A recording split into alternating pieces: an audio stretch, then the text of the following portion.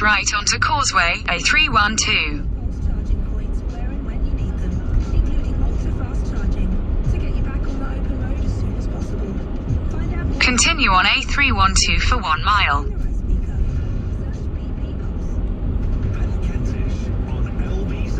Text 84850. 6:19 is the time. We're talking about Afghanistan, the crisis that Gordon Brown just told us there is rapidly spiralling in that country, and what we as Great Britain, the United Kingdom, will do about it, what we should do about it. I think we have a huge duty to the people of that country, having invaded, having stayed there for 20 years or so, and having withdrawn in completely shambolic, frankly, fashion. Large part of that, the blame, I think, lies with Joe Biden. But there we go. We have a responsibility, more than we do even to other people in some of the most desperate, poorest parts of the world, because we were the ones that left them in the lurch. We were the ones that withdrew.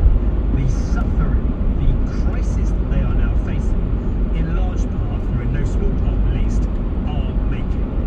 Let's speak to Rory Stewart, former Conservative Minister who served in Afghanistan, walked through Afghanistan in 2002. Rory, thank you for joining us this afternoon. How bad is the situation on the ground, and what do you think our country should be doing about it? Afternoon, evening. Good evening. It's horrifying.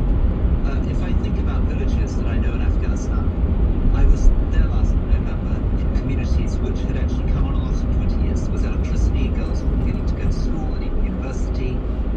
There were fantastic new businesses emerging. All of that is now finished, and much worse than that. It's not just that women can't go to school, it's not just that businesses are collapsing, it's that it is now going into a humanitarian crisis where hundreds of thousands of people will die this winter. It's the most horrifying thing. The country has gone backwards 20, 25 years into horror.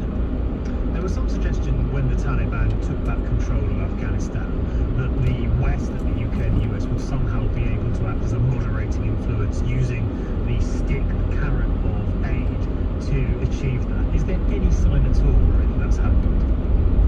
No, and I think that's the wrong way of thinking about this. I think it's mad to think that by threatening to starve the Afghan people, you're going to get the Taliban to change their behavior.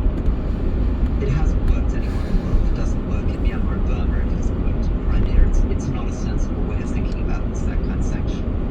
The best hope, and it's not a very big hope, of changing the Taliban's behavior is some hope of the country. In a quarter of a mile, at Wagoners Roundabout, take the second exit onto the Parkway, A312. Ever more desperate, ever more reliant on terrorist groups.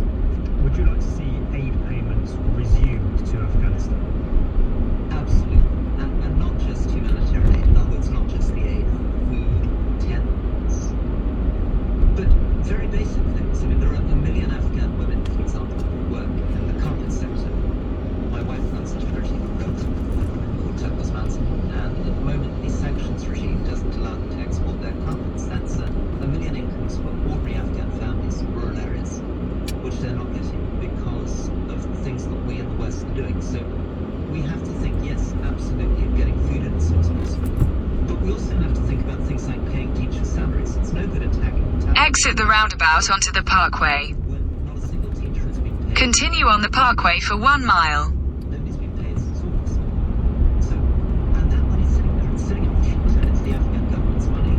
And we should be smart enough to be able to release it for teachers' salaries without giving it directly into the hands of the Taliban. We've heard about the humanitarian crisis that is underway on the ground. Tell us a bit more, if you would, Rory, about what the Taliban have done since they came to power, particularly in relation to women and girls. So Taliban came in, and of course, we were horrified. I was in Afghanistan at the end of the Taliban period when they were last in power at the end of 2001. And over 20 years, Afghanistan changed so much, so people were very, very worried about what would happen. Some of the worries were justified, so they've set up a cabinet which is full only of men, and it's very, very exclusive. It doesn't include many of the ethnic groups in Afghanistan. But in some ways, security has improved. There's less fighting in Afghanistan now than there was. Earlier in the year, they did allow girls to go back into primary schools, and unusually, my wife is with this charity, runs a clinic in Afghanistan. Female doctors and nurses are now working in that clinic. That wouldn't have been possible 20 years ago. So it's not completely the same Taliban that you've got before. Don't want to underestimate it. They're still quite a brutal group. They're still a group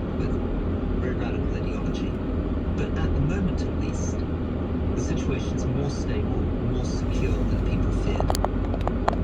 And just finally, on the question of people who are trying to flee Afghanistan, many of them trying to come here, is our government, the UK government, it says it's doing a lot. Do you share that?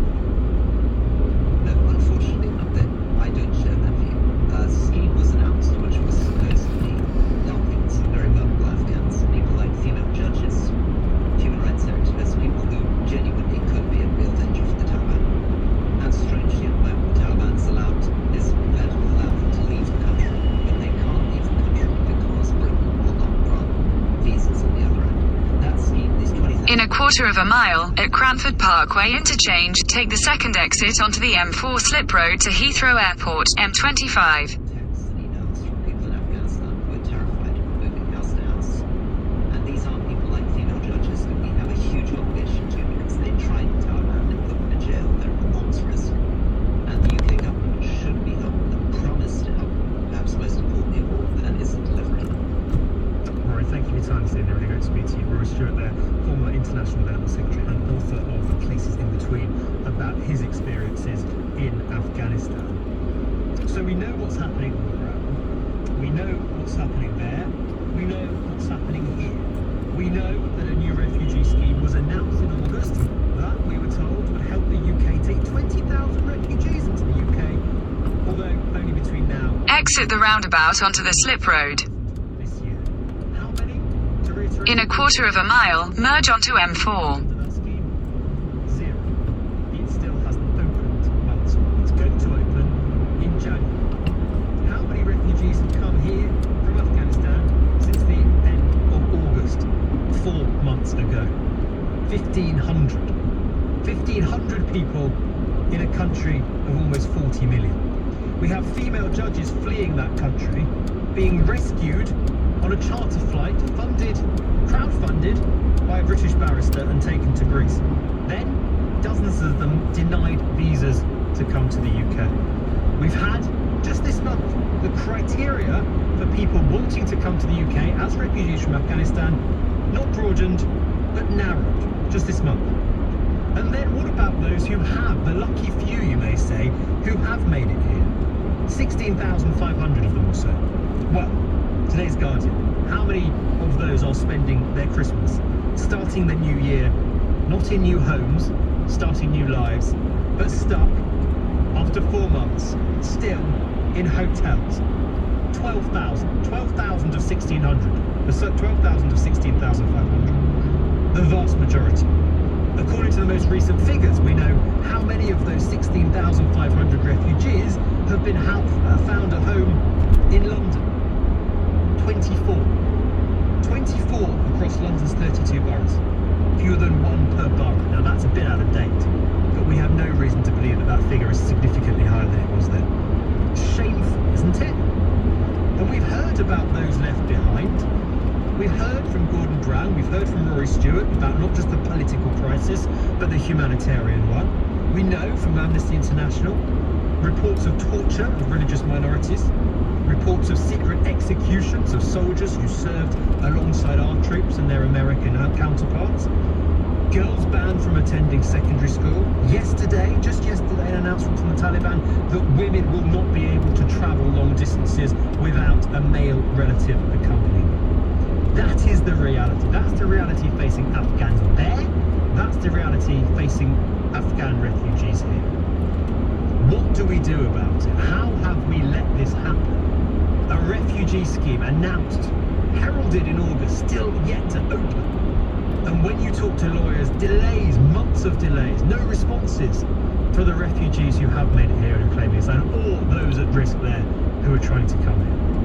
What is our duty to those people? How big is our duty? Pretty significant, I would say. But what do you think? 0345 60 60 973. Some of you will say no. Some of you will say we did our bit. We lost hundreds of our servicemen and women. We spent billions of pounds. No longer our problem. I beg to differ for the reasons that Gordon Brown and Rory Stewart have actually put much more eloquently than I ever could. But tell me what you think. 84850 is the number to text, or you can tweet at LBC. Mike's in Cheshire. Hi, Mike. Hello, good evening. How are you? I'm very well, thank you. Can I just listen to that conversation? What do you think? I did 3 frontline tours over there. In Afghanistan, okay. In Afghanistan, over like, 2006 to 2010. Things never going to change over there. I think if we get back involved in it, it'll cause more In a quarter of a mile, keep right to stay on M4. just cause more problems.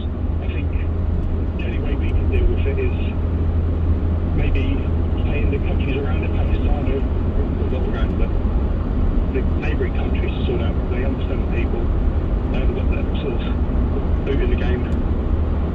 So that's getting involved. Keep right to stay on M4. Good. Even in terms of aid spending, like even in terms of helping more Afghans in vulnerable situations come here to our country? Continue on M4 for 2 miles. Aid just gets siphoned away. Doesn't get to the people. Aid never gets to the people. When we was over there, we were trying to give some account to the people, and it would just be taken away by the more like Taliban than Afghan National Army. But you'd give stuff out, it would never get to the people that it should be given to. So you send money over there. It doesn't get to the people that need it. But I think giving it to the other countries, maybe some aid people, but it's never going to change over there. The people like the way they live. They don't want to change. We've got to stop trying to put our Western values on them. What, they like it under the Taliban? Women, Right, children, so we- girls who can no longer go to school, Mike? Yes, unfortunately, yeah. We go down to villages that, because when I went there in 2000, and we was kind of the first, there's a lot of these villages that seen as the Russians, and we'd take stuff out to them and talk to them, and they were quite happy living the way they were. They didn't want any interference from anybody. They were, it was like going back to biblical times almost. They had the donkeys with the Toyota. We're talking about a generation of girls, Mike, that's gone to school. You say they didn't want that they're glad that they're now banned from secondary school? The girls, I know, but until you get the adult male population, that's what I think we're putting these across, but the male population, they don't want it, they're happy to live like that. Look at the culture surrounding there. We're all going about Afghanistan, but women's rights over there on a high level scale, in other countries, it's just their way of life. I don't know about that, Mike. I mean, you served there. I'm reluctant to challenge you too much, but when we had protests on the streets in recent weeks, we had huge fear and protests when the Taliban retook control. We had thousands upon thousands of Afghans desperately trying to flee. Yes, I'm sure they have supporters there. I'm sure there are some that are grateful that they have taken back control, but I don't think we can speak for the majority of Afghans. I really don't. But thanks for calling in, Mike. It's good to speak to you.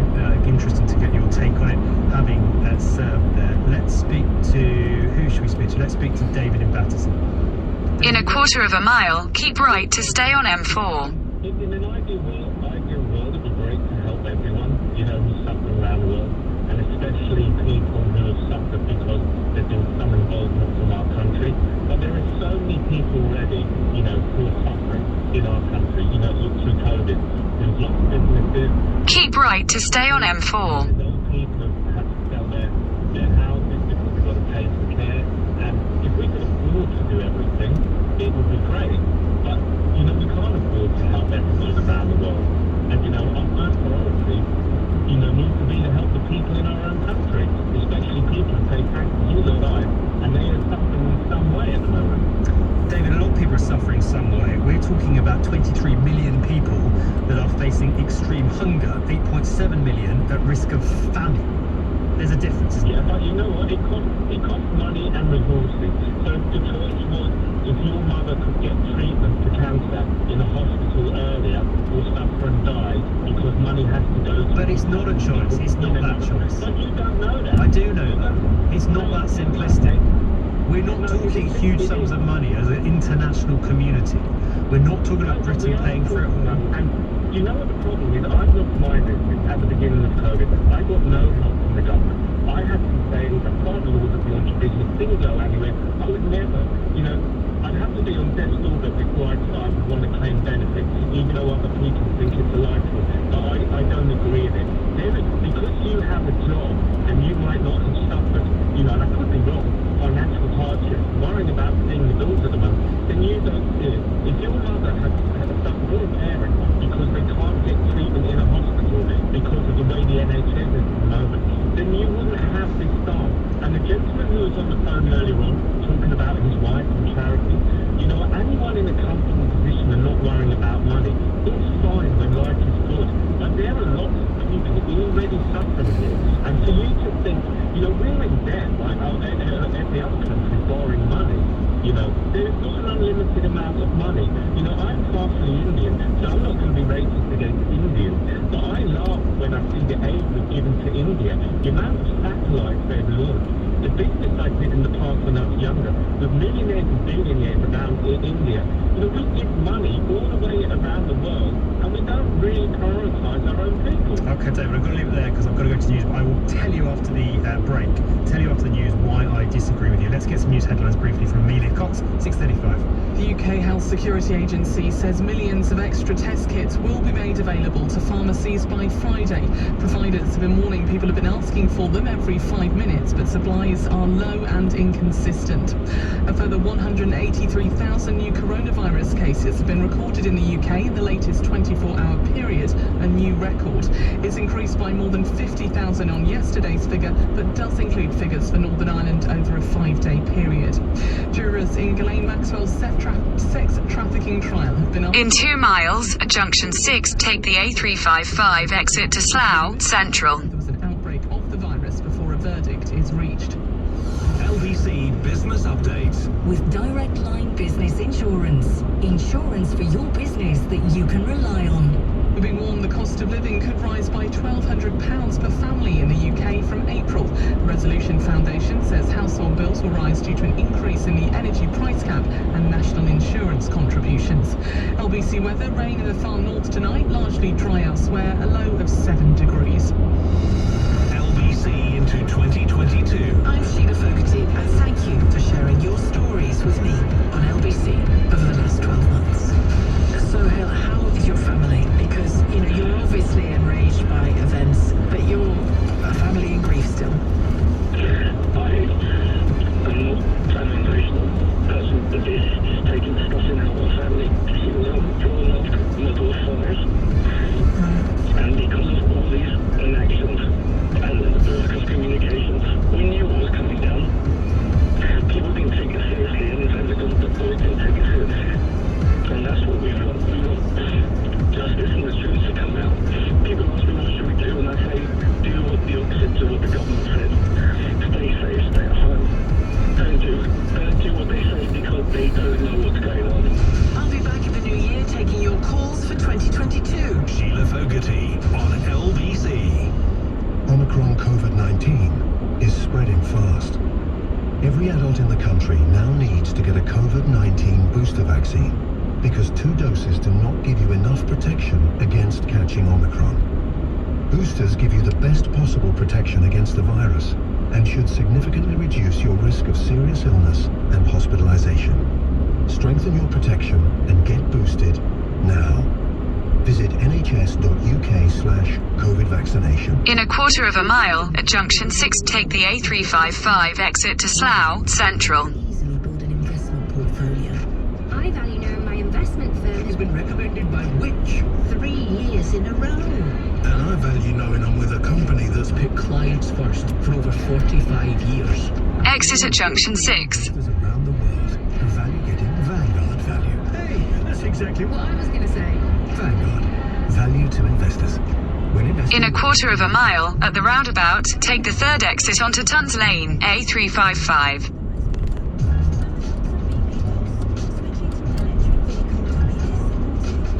Now in both speakers. Let life flow from the people you know. With over 8,000 BP Pulse charging points where and when you need them, including ultra-fast charging to get you back on the open road as soon as possible. Find out more about EV charging from BP in the right speaker. Search BP Pulse. This festive season, travel safely with Avanti West Coast. With mandatory face coverings for those who aren't exempt, and trains that are as clean as a whistle, you can rest easy when you travel with us. All you have to do is sit Exit the roundabout onto Tons Lane. glide past all that holiday traffic. Find out more at avantiwestcoast.co.uk. In a quarter of a mile, slide left towards Sippenham Lane. Confidence. Paddy Kentish on LBC. Call 6060 973. 6:39 the time. We were hearing from David just before the news, who was saying, we have so many problems in this country, why don't we spend our money here? We should be, of course. It's not either or, is my response to that, David. It's not either or. We're not talking about big sums. We're not talking about the UK providing all the money.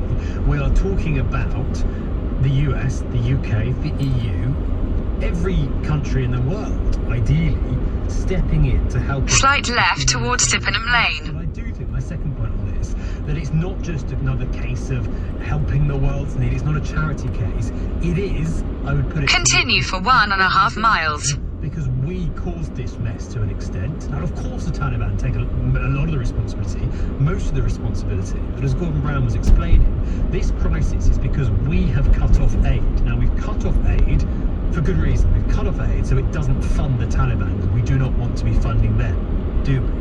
But if that means that ordinary Afghan men, women and children are starving and are at risk of famine, then I would suggest it's not a charity case to say we have an obligation to do something about it, given it was our actions that helped cause the problems in the first place. That's why I don't think it is just a case of let's keep our money here and let them get on with their own lives. I don't think in this case, given our history in that country specifically, I don't think that applies, even if, and I would question this, even if it applies elsewhere. Let's speak now to Major James Bolter, who served in Afghanistan and campaigned successfully, but over 9 years, to have his Afghan interpreter, Hashmat Nawabi, and his family moved here to the UK. Major, thank you for joining us this evening, in fact. How difficult was it for you to get Hashmat and his family over here? And is it sort of symbolic, do you think, of some of the difficulties that other families are having right now? Good evening. Yeah, hi Ben. Yeah, I mean, it was a terribly long struggle. Numerous letters, emails to MPs, members of the royal family, everybody that I thought could make a difference. And eventually, back in February this year, we managed to get permission for Hashmat and his family to come out. His brother and his father were still left in Afghanistan and are facing the tragedy that's about to unfold there, as Gordon and Rory put down for you. And there are still hundreds, if not thousands, of former locally employed civilians who we employed. We have a moral obligation to, who are left behind for no fault of theirs. And despite the best efforts of military defence and the Home Office and FCDO, we just weren't able to get them out during our pitting. But yeah, it was a very, very long battle for 4 people. And there are thousands left, so it's pretty heartbreaking, really, Ben, to be brutally honest.